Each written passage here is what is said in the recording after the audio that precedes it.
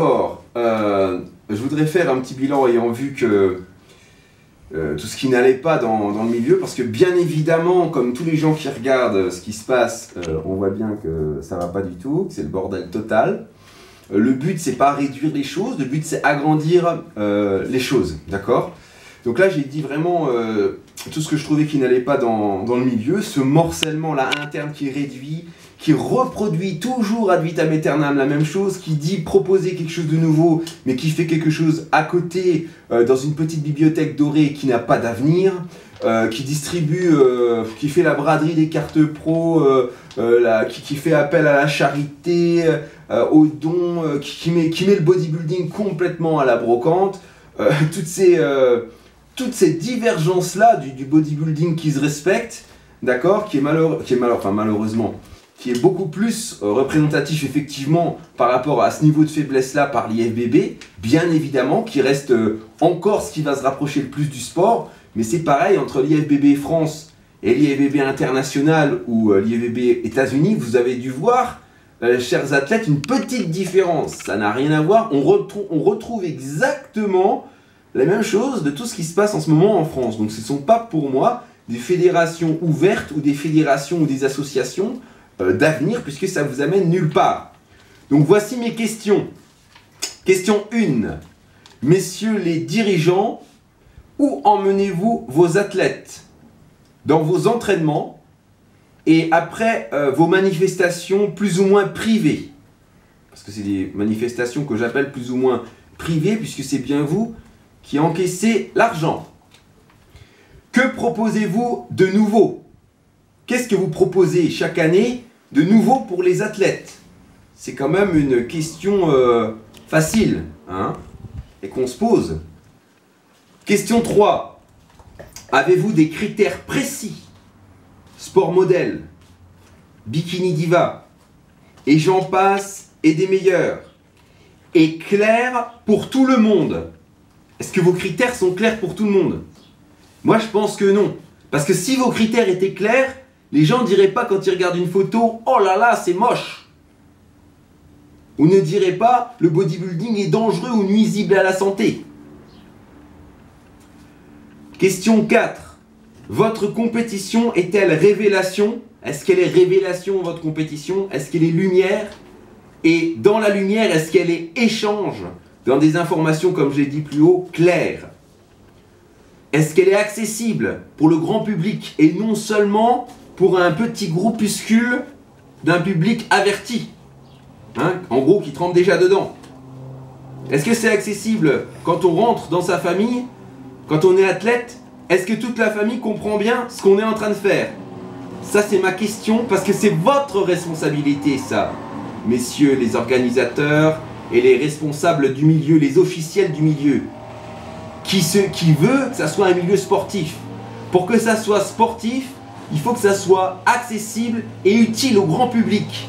Pour rappel, puisque ceux qui gèrent ça, soi-disant, ils ont une intelligence peut-être imaginaire, j'en sais rien, parce que pour l'instant, à l'heure qu'il est, le bodybuilding tourne en rond. Et beaucoup trop de gens reviennent sur un bodybuilding qui les fait rêver, funny, à la Arnold Schwarzenegger. Mais le bodybuilding, c'est pas Arnold Schwarzenegger. Bodybuilding, ça veut dire construire son corps. Et ça fait des années que ça existe. Ça existe depuis les premiers combats des hommes, depuis les Spartiates, depuis beaucoup de choses, depuis même peut-être la préhistoire. D'accord? Bodybuilding, le bodybuilding commence dès qu'on veut construire son corps, dès qu'on veut l'amener plus loin. Alors, pratiquez-vous plusieurs sports? Et avez-vous des représentants d'autres disciplines dans ce que vous proposez? C'est très important ça, aujourd'hui, à l'heure actuelle, d'être multisport. Si vous êtes monosportif, vous êtes réducteur. Il faut, quand on pratique un sport, comprendre aussi l'intérêt qu'apportent les autres sports. Sinon, vous serez comme des handisports à jamais, à perpétuité. Et qu'est-ce que vous voulez enseigner au grand public dans ces conditions? Ensuite, votre pratique a-t-elle des limites en termes d'âge de personne, en termes de statut, et votre proposition est-elle objective et universelle? Pour que votre association soit crédible, il faut qu'elle soit objective et universelle. universel, c'est pas seulement le nombre de personnes de vos salles d'entraînement qui prennent une licence dans ce que vous êtes en train de faire par amitié pour vous. Ça, c'est pas quelque chose d'universel, parce que quelque chose d'universel, c'est quelque chose qui peut se comprendre par tout le monde, qui est clair, simple, précise. Est-ce que c'est le cas? Pour l'instant, je suis désolé, j'ai pas l'impression. Je vois rien dans ce sens. Je vois du copinage de salles qui s'agglutinent pour former des groupuscules, pas d'experts, mais d'initiés ou d'avertis, qui font leur petite fête entre eux et qu'ils appellent compétition. Pendant ce temps, il y a des vrais sportifs qui s'entraînent dans les salles pour avoir une reconnaissance qui passe par une clarté d'information sur ce que vous allez expliquer de ce que vous faites. Est-ce que c'est clair? Est-ce que c'est clair de dire « moi je suis honnête, je ne dis que la vérité » Est-ce que c'est suffisant pour être compris par tout le monde? Alors, donc est-ce que votre proposition est objective et universelle? Ça c'est quand même important. Est-ce que ça a des limites en termes de statut ou de personnes? Parce qu'on voit des classements sur la scène où en fait, celui qui passe, il passe pas à cause de critères, il passe à cause d'une petite idée ou une petite envie qui passe dans la tête. Ça, c'est pas du sport. Dans tous les sports, vous avez des critères. D'accord? Soria Bonali, quand elle gagne, c'est pas parce que c'est l'ami d'un tel ou l'ami d'un tel. Si elle gagne, c'est parce qu'elle a réussi sa performance selon des critères précis. Et il en va de même dans tous les sports qui veulent être crédibles aux yeux du grand public, compréhensibles et servir aussi pour tout un chacun. Le bodybuilding sert pour tout le monde parce que le bodybuilding, c'est pas Arnold Schwarzenegger. Le bodybuilding, c'est d'abord une façon de se construire intelligente qui va mêler ce que vous mangez et ce que vous pratiquez, toute activité sportive confondue. Donc c'est utile à tout le monde. Mais encore faut-il que ça soit su et éduqué correctement, ce genre de choses. Et pas en créant des petits groupuscules de salles qui, soi-disant, font un sport imaginaire. Alors, ce que vous proposez, donc par ce biais-là, est-ce que vous proposez, est-ce que c'est d'utilité publique, messieurs, dames? Parce qu'en réalité, le bodybuilding a toujours été d'utilité publique. Je rappelle, bodybuilding, se construire. Qui c'est dans sa vie qui ne cherche pas à se construire? Tout le monde cherche à se construire dans sa vie, du plus petit au plus âgé. Et vous, qu'est-ce que vous dites? Vous dites que le bodybuilding, c'est des images de veaux d'or, de mecs énormes, de protéines. Mais ce n'est pas le bodybuilding. Ceci, je suis désolé. On pratique un bodybuilding avec protéines, sans protéines, avec produits, sans produits, avec sa famille, sans sa famille. C'est se construire. Et tout le monde cherche à se construire. Alors ma question, c'est est-ce que vous apportez à tout le monde les outils dont ils ont besoin pour parvenir à la construction de leurs rêves? Et ça, c'est pour tout un chacun. Pour chaque personne, dans son foyer, dans sa maison. Voilà ce que c'est que le bodybuilding. Alors c'est pas du tout ce que vous en avez fait. Donc pour moi, à l'heure actuelle, le bodybuilding n'est pas d'utilité publique. Je suis désolé, c'est une utilité pour acheter son petit yacht.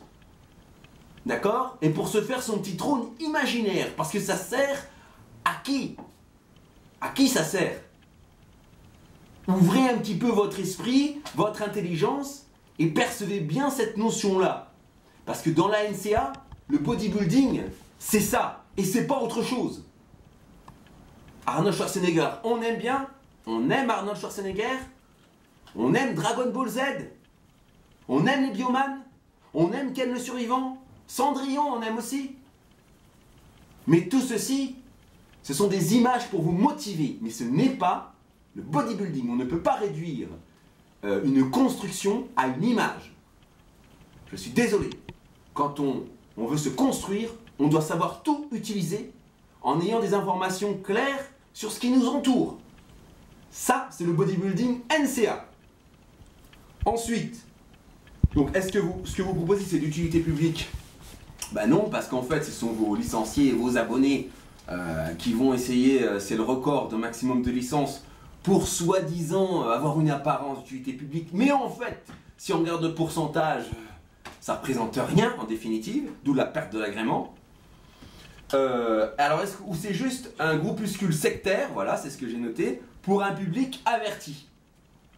Parce que c'est vraiment grave ça, hein. C'est n'importe quoi. Hein. Ensuite, faites-vous intervenir d'autres associations. Donc ça, j'ai vu que dans certaines compétitions, par exemple Olivier Riperchaud, certaines compétitions, ça existe.